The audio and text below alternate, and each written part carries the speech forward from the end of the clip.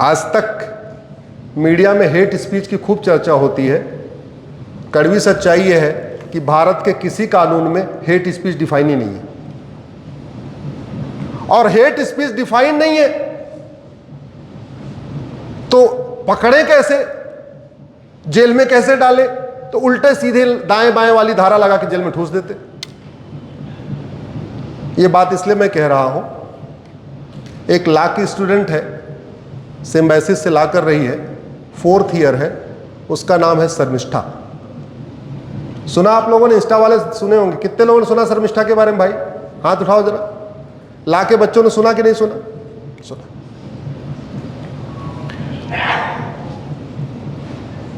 उसने पूरे 5-6 मिनट की बात में 30 सेकंड ऐसा था जो उसको नहीं बोलना चाहिए था।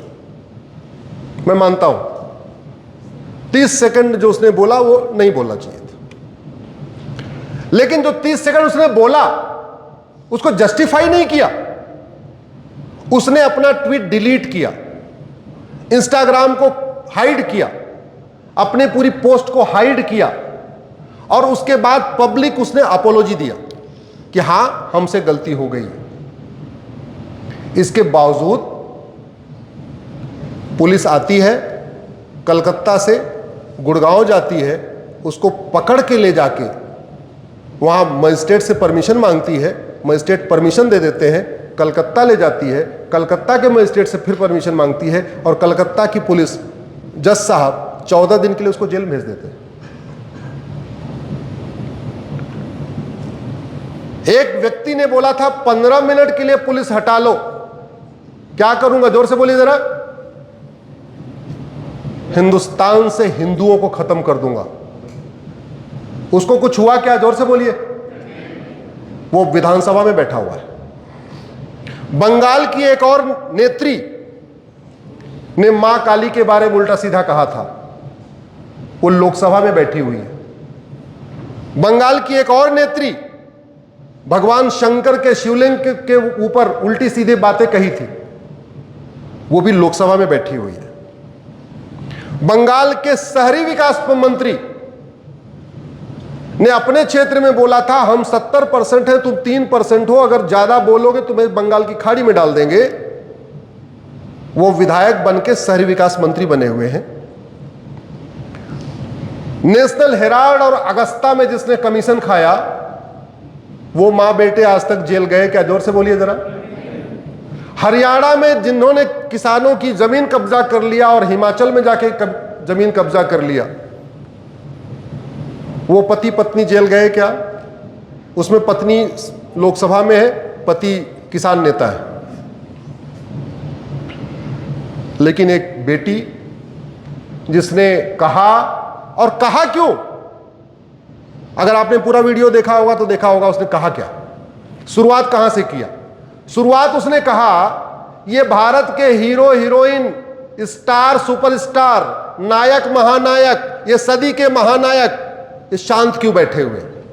वो भारत के बॉलीवुड के हीरो हीरोइनों के दिल को झकझोरने की कोशिश कर रही थी। क्यों कर रही थी? क्योंकि पाकिस्तान के हीरो हीरोइन इस ऑपरेशन सिंदूर के दौरान लगातार पाकिस्तान के पक्ष में बोल रहे थे, और हमारे यहां सलमान खान, शाहरुख खान, आमिर खान, अक्षय कुमार, अमिताभ बच्चन, ये सारे शांत बैठे हुए थे। उसने उनको झकझोरने का प्रयास किया था। हां, अलग बात है उस स्लिप ऑफ टंग हो गया बीच में, और स्लिप ऑफ टंग हो गया तो एक तो ये भी होना चाहिए कि अगर स्लिप ऑफ टंग हो गया तो पकड़ने के पहले ये भी तो पूछो जो इसने गलती से भी बोला ये सही है कि गलत है। ढोल गंवार शूद्र पर सुनारी के ऊपर कितनी बार बातें हो चुकी हैं। कोई जेल गया क्या? जोर से बोलिए जरा। दुनिया का सबसे पहला कोडिफाइड लॉ, हमारे सर बता रहे थे मेसोपोटामिया के बारे में, वर्ल्ड का पहला कोडिफाइड लॉ है मनुस्मृति। उसके पहले भारत में, पूरी दुनिया में कोई रिटन डॉक्यूमेंट था ही नहीं। The first codified law was the Manusmriti. ये अलग बात है आज की डेट में वो उतना इंपॉर्टेंट नहीं रहा, उसका कुछ पार्ट इंपॉर्टेंट है, कुछ पार्ट आज की डेट में इंपॉर्टेंट नहीं। कितने लोगों ने मनुस्मृति जला दिया? किसी को जेल हुई क्या? कितने लोगों ने पन्ना फाड़ फाड़ के दिया मनुस्मृति का, कहीं जेल हुई क्या?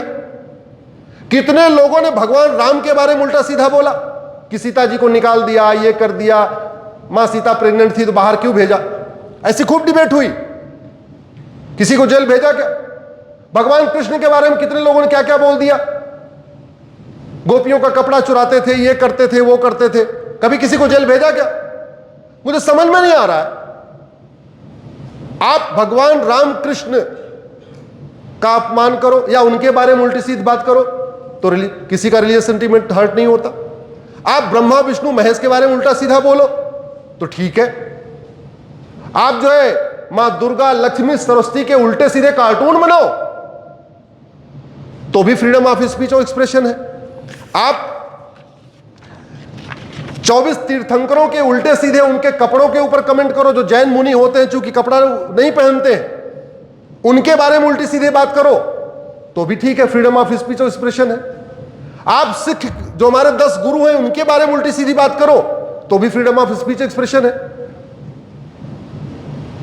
लेकिन एक बेटी से कंटेस्ट, भारत पाकिस्तान का युद्ध था, टारगेट हमारे स्टार सुपरस्टार नायक महानायक सदी के महानायक थे, उसमें अगर उसको स्लिप ऑफ टंग हो गया, उसके बाद उसने अपने वीडियो ट्वीट भी कर दिया, डिलीट भी कर दिया, सब कुछ कर दिया, इसके बावजूद उसको उठा के ले जाना। आज मैं आपके इस यूनिवर्सिटी से माननीय सुप्रीम कोर्ट के जजों से आग्रह करता हूं।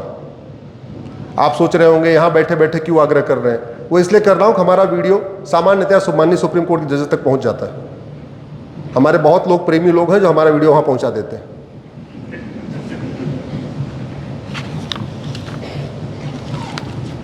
उनसे कहना चाहता हूं कि जब आपने कहा कि bail is rule, bail is norm, jail is exception, bail is rule, jail is exception, वो यहां क्यों नहीं हुआ?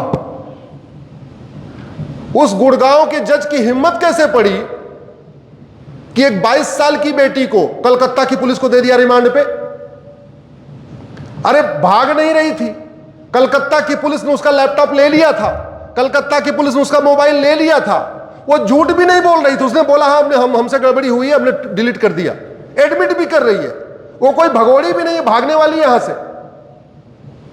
और करना था उसका ड्राइविंग लाइसेंस पासपोर्ट जब्त करवा लेते, और सजा देना था तो शर्मिष्ठा के माता पिता का पासपोर्ट ड्राइविंग लाइसेंस जब्त करा लेते, और ज्यादा कुछ करना था 2-3 और लोगों के आस पड़ोस के लोगों को गारंटी कर लेते। लेकिन क्या गुड़गांव के डिस्ट्रिक्ट जज को यह काम करना चाहिए था का कि सीधे कलकत्ता की पुलिस को उठा के दे दिया? जोर से बोलिए जरा। कई बार तो ऐसे लगता है कि सुप्रीम कोर्ट के जजमेंट को डिस्ट्रिक्ट कोर्ट के जज ही नहीं मान रहे। और क्यों नहीं मान रहे? क्योंकि सुप्रीम कोर्ट जजमेंट दे देता है, डिस्ट्रिक्ट कोर्ट के जज जब उसको नहीं, उससे फॉलो नहीं करते तो कोई एक्शन नहीं होता। हमारे देश में सिस्टम क्या है, डिस्ट्रिक्ट कोर्ट का जज फैसला सही दे या गलत दे, कोई एक्शन होता है क्या? आपके पास आपके पास एक ही रास्ता है, हाई कोर्ट जाओ। हाई कोर्ट का जज फैसला सही दे या गलत दे, आप कुछ कर सकते हो क्या? नहीं, कुछ नहीं कर सकते। आपके पास एक ही रास्ता है, सुप्रीम कोर्ट आओ। जब तक सुप्रीम कोर्ट ऐसे केसेस में जहां सुप्रीम कोर्ट बार बार कह रहा है bail is rule, jail is exception, वो बेटी लॉ स्टूडेंट है, पहली बार उसने कुछ गलती किया था, वो कोई सीरियल ऑफेंडर नहीं थी, वो कोई ऐसा क्राइम नहीं कर रही थी, जो कहा उसको एडमिट किया, मान लिया, कहा उसने दिल्ली में किसी की भावना आहत नहीं हुई, भावना आहत हो गई जाके कलकत्ता में। इतने बड़े भारत में केवल कलकत्ता में जाके भावना आहत हुई, बाकी कहीं आहत ही नहीं हुई। माननीय सुप्रीम कोर्ट को उस गुड़गांव के डिस्ट्रिक्ट जज को ना सस्पेंड करना चाहिए, एक क्लियर कट मैसेज देना चाहिए कि हमारे ऑर्डर को तुमने फॉलो क्यों नहीं किया। और कलकत्ता के उस जज को भी सस्पेंड करना चाहिए जिसने 14 दिन के लिए शर्मिष्ठा को जेल भेजा है। अब समय आ चुका है, जब तक जजों के ऊपर कोड़ा नहीं चलेगा, जब तक जजों की अकाउंटेबिलिटी तय नहीं होगी। आखिर आईएएस गलती करता सस्पेंड होता है कि नहीं होता? जोर से बोलिए जरा। आईपीएस गलती करता सस्पेंड होता है कि नहीं? सांसद विधायक गलती करते हैं, सस्पेंड होते हैं कि नहीं? तो जज गलती करते सस्पेंड क्यों नहीं होने चाहिए?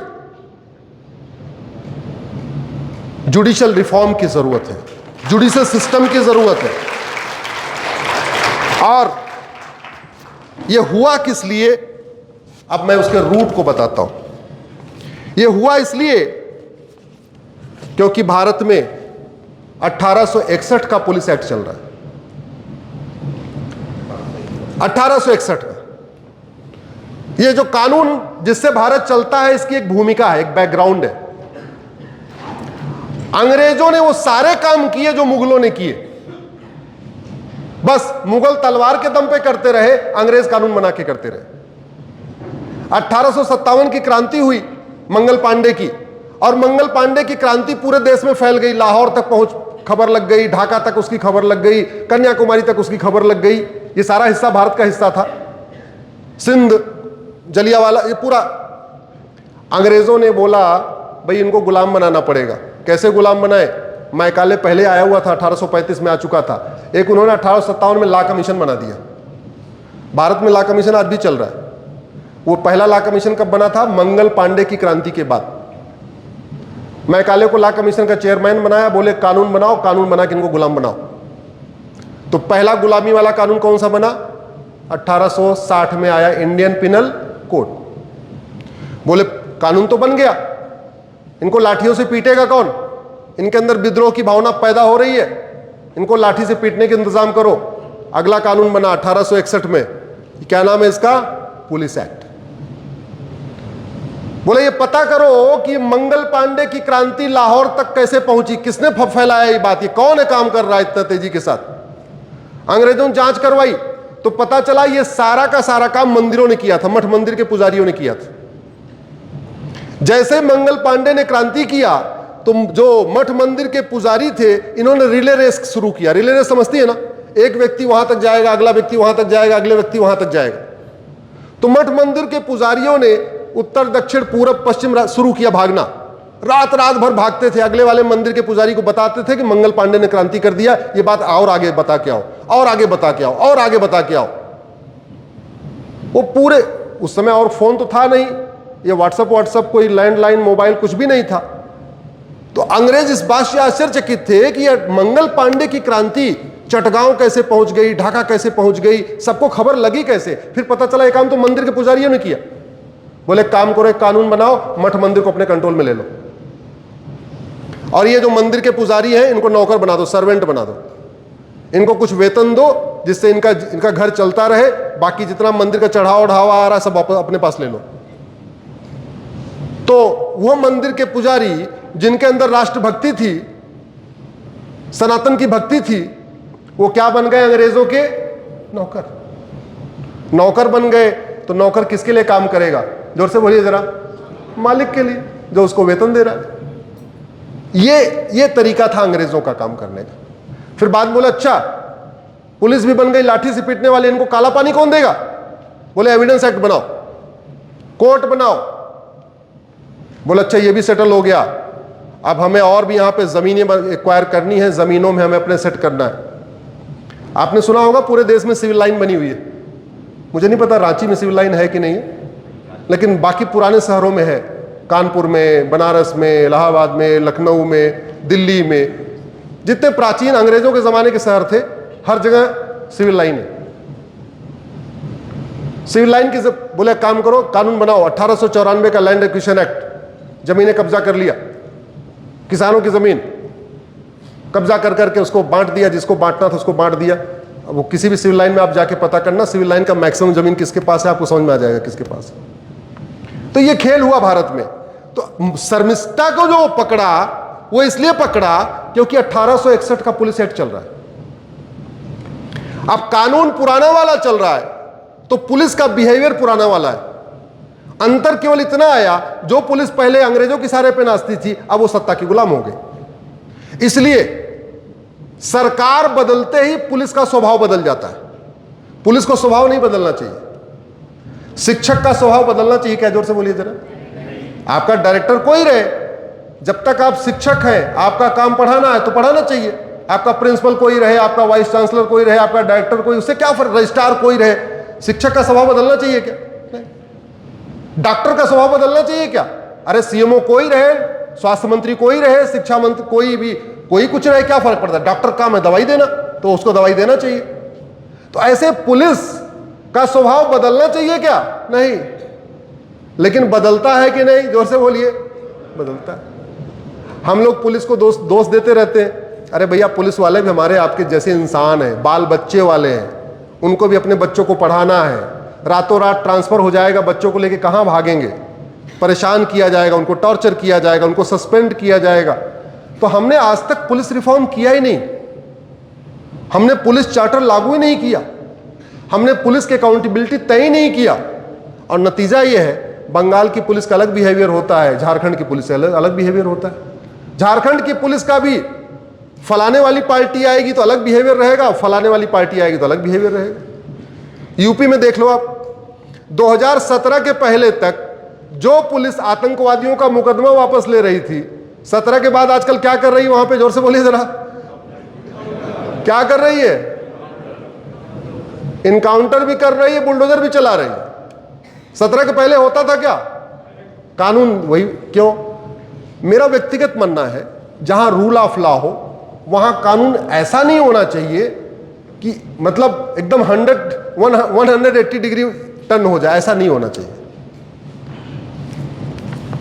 जो बेटी के साथ हुआ है वो गलत हुआ है, और वो गलत इसलिए हुआ है क्योंकि हमारे देश में गुलामी की पुलिस व्यवस्था चल रही है, गुलामी की न्यायिक व्यवस्था चल रही है, गुलामी की प्रशासनिक व्यवस्था चल रही है। न पुलिस की रोल्स रिस्पॉन्सिबिलिटी तय हुई है, न जजों की रोल्स रिस्पॉन्सिबिलिटी तय हुई है, और नतीजा ये है आम जनता परेशान हो रही है। आम जनता परेशान हो रही है। मैं आशा करता हूँ माननीय प्रधानमंत्री जी इस पर भी बहुत ध्यान देंगे। अब समय आ चुका है, क्योंकि भारत का भौतिक विकास बहुत तेजी के साथ हो रहा है,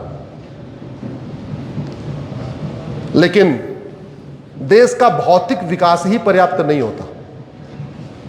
जैसे शरीर का केवल भौतिक विकास हो जाए, आध्यात्मिक विकास न हो, नैतिक विकास न हो, चारित्रिक विकास न हो, तो व्यक्ति अच्छा माना जाता है क्या? जोर से बोलिए जरा।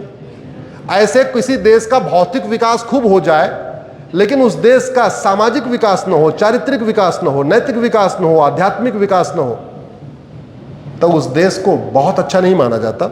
अब समय आ चुका है कि भौतिक विकास तो लगभग दुनिया में सबसे तेज गति से हो रहा है। अब भारत में न्यायिक विकास हो, प्रशासनिक विकास हो, आध्यात्मिक विकास हो, चारित्रिक विकास हो, इन विकासों पे भी चर्चा किया जाए।